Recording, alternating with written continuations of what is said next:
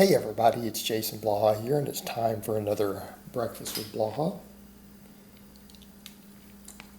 Today we're going to talk about abs. And it's interesting this comes up because people bring up abs pretty often lately in my comments. It's because I don't do them on camera. So then therefore people forget that I say all the time that I do a lot of ab work. And now that I'm cutting, I do even more.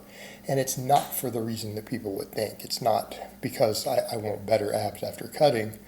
It's because I need more support in my core as I'm losing body fat. Because if your core gets thinner in general, we're losing some of the support it has around there. Therefore, I just want to make sure that I still have bigger, stronger abs for my squats and deadlifts.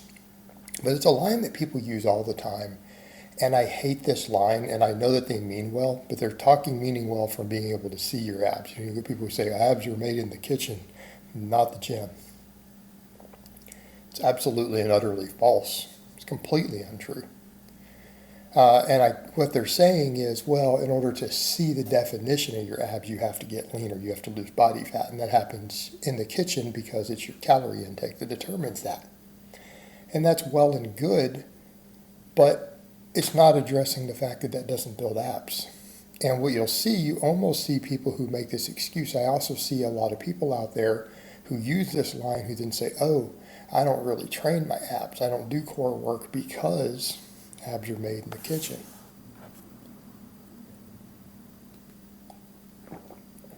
Why don't these same people say the same thing for everything else? Pecs are made in the kitchen, not the weight room, right? Because training your chest doesn't make your chest get more defined. So why don't they use the same thing for those? You don't see any cuts or separation in your chest by doing tons and tons of chest work, do you? So therefore, pecs are made in the kitchen. But why don't they use it? How about biceps? Why don't people just stop doing curls and chin-ups?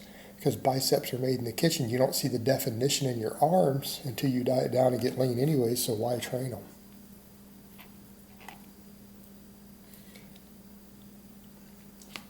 And I know this line originated because you would have people who would come online all the time and say, I do tons of crunches or sit-ups, and I still don't have a six-pack. And then people will tell them, well, you just got to lose body fat. Well, and that's true. You do have to lose body fat to see it, but the core work matters. Like if you want bigger, thicker abs, training them matters. Otherwise, you're still going to have, less separation and everything when you do get lean as far as having those big abs. You're going to have less of it if you're not training it hard. So people should be doing it, even for that purpose.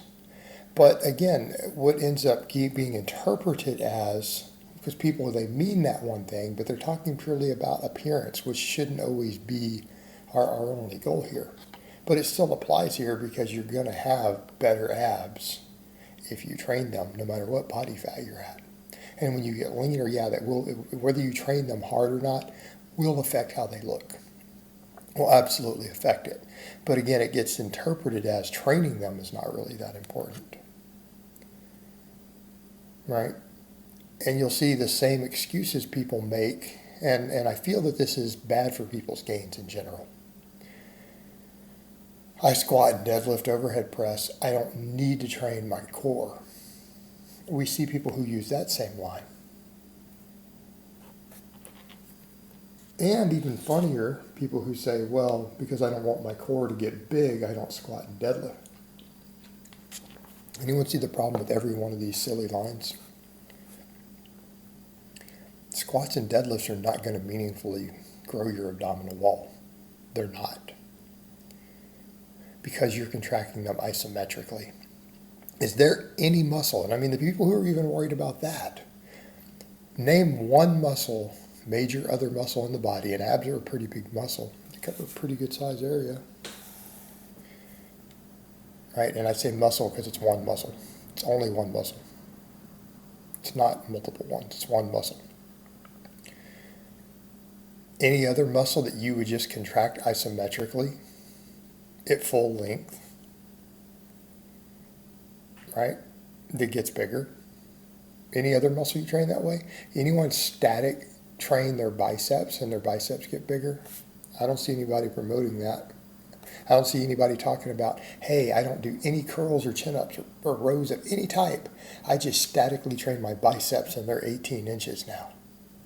No, because it doesn't happen. How about your triceps? How about your quads? None of those muscles are reaching maximum development from isometrically contracting them. So why would your abs do that? They don't. You need to be training them. You need to train them like any other muscle. Because, again, I like to do core work separately, and I don't do them on camera. I do a lot of stuff for other parts of my core, my lower back. I do my reverse hypers every week on camera. But abs are just like any other muscle. They're built in the gym. And if you want bigger, stronger abs, you need to train your abs. And they're not getting trained that effectively when we're doing these other movements. But if you train them effectively, it will carry over to those movements because you have more stability, right? A weak core will impact your squat a lot.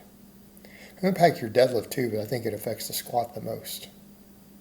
So if you have a weak core, you're going to struggle to squat the most that you can struggle. And they're like any other muscle. Abs aren't special. How many sets a week do we do for maximum muscle growth? What is it? I tell people, what is the bulk of the data show? 10 to 20 sets. Now, some muscles respond better to a little more volume than others. Like, again, we've got data showing quads and triceps. As far as muscles in the body go, quads respond to more volume than the other muscles of the lower body. Triceps respond to a little more volume than all the muscles of the upper body. But that aside, 10 to 20 sets. So you need to be doing at least 10 sets for your abs every week. You can do 5 sets on 2 different days. You do 5 sets 4 days a week, whatever you need. Spread it out however you want. But 10 to 20 sets. If you're not doing that every week, your abs are not getting their best possible development. It's going to leave a weak link for you. And especially at people pursuing strength, which is what my channel is, you're leaving a lot of strength on the table. You're leaving a lot of gains on the table. Right? You need to be training your abs. And that goes for no matter what your goals are. I mean, this is one of those things that's applicable to people on all the things, all the different goals. If you're training for performance, you better train your abs. If you're training to want better looking abs, you care about appearance, you need to train your abs. Okay, it matters. It absolutely matters.